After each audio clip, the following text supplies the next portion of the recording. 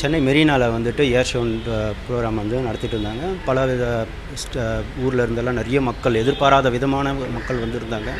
கூட்ட நெரிசல். அவருக்கு வந்து பார்த்திங்கன்னா டாக்டர் தினேஷ் குமார், அவர் வந்து பார்த்திங்கன்னா எனக்கு வந்து ஒரு 14 இயர்ஸ் ஃப்ரெண்டு. நல்ல நண்பர், நல்ல ஆரோக்கியமாக, எந்த ஒரு கெட்ட பழக்கமும் கிடையாது, நல்லா தான் இருந்துட்டு இருந்தார்.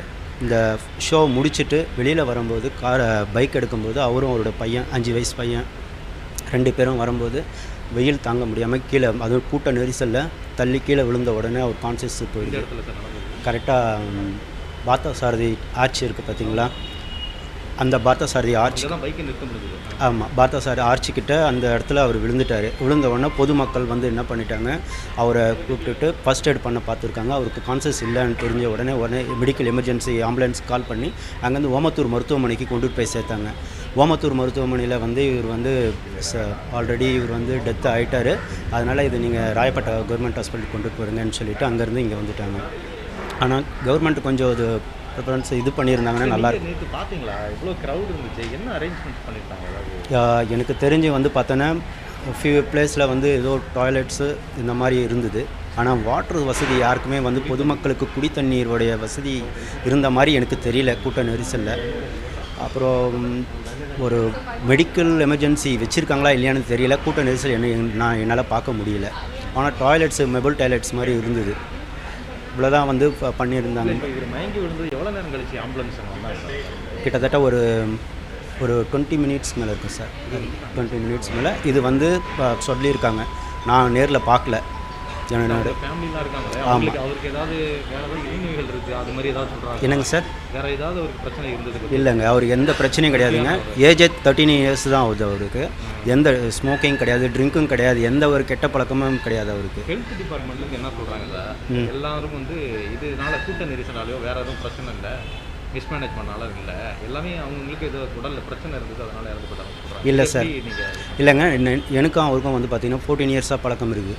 இது வரைக்கும் அவருக்கு வந்து எந்த ஒரு கெட்ட பழக்கமும் கிடையாது, எந்த இதுவும் கிடையாது. ஆக்டிவான பர்சன் தான் அவர். நல்லா ஆக்டிவாக இருக்கார்.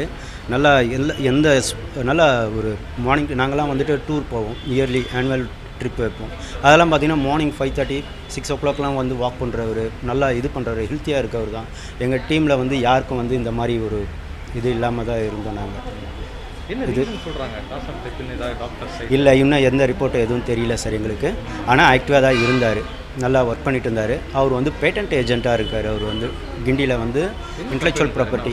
சார், என்ன கம்பெனி இது வந்து இன்டெலெக்சுவல் ப்ராப்பர்ட்டி ரைட்ஸில் வந்து பேட்டன்ட் ஏஜென்ட். அவர் மோர் தென் பார்த்தீங்கன்னா 14 இயர்ஸாகவே வந்து இந்த மாதிரி பேட்டன்ட் ரைட்ஸ் எல்லாம் பண்ணிகிட்ருக்காரு. அவர் நிறைய எங்கள் கம்பெனி வந்து இந்த மாதிரி ட்ரேட்மார்க், காப்பிரைட், பேட்டன்ட்ஸ் இந்த மாதிரி இருந்தார். ஒரு 2 இயர்ஸ் முன்னாடி தான் அவர் வந்து வேறு ஆஃபர் வந்ததுன்னு போயிருந்தார். அதுக்கப்புறம் இப்போ எங்களுக்கு பார்ட் டைமாக சம் ஒர்க்லாம் எங்களுக்கு வந்து அசோசியேட்ஸில் பண்ணி கொடுத்துட்டு தான் இருந்தார். அவர் டாக்டரைஸ் வாங்கியிருக்காரு. டாக்டரைஸ் எஸ் சார், அது எனக்கு தெரியாது சார். ஆனால் டாக்டரைஸ் பண்ணியிருக்காரு. அதே மாதிரி வந்துட்டு அவர் வந்து பார்த்திங்கன்னா டாக்டர் தினேஷ் குமார். ரொம்ப அந்த இழப்பு எங்களுக்கு தாங்க முடியாத ஒரு ரொம்ப வேதனை கொடுக்கக்கூடிய விஷயம்.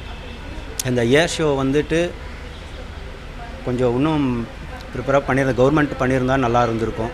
எங்கள் சைடில் கோரிக்கை என்னென்னா, இந்த 2 குழந்தையோட படிப்பு கவர்மெண்ட் பார்க்கணும், அவங்களோட எஜுகேஷன். ஃபேமிலி பற்றி சொல்லுங்கள். என்ன ஒய்ஃபு, குழந்தைங்க எத்தனை வயசு? இப்போ சின்ன பொண்ணுக்கு 2 வயசு ஆகுது, பையனுக்கு 5 வயசு ஆகுது. ஒய்ஃப் ஹவுஸ் ஒய்ஃபாக தான் இருக்காங்க. அவங்களுக்கு அரசாங்க உதவி ஏதாவது கிடைச்சா ரொம்ப இதுவாக இருக்கும்.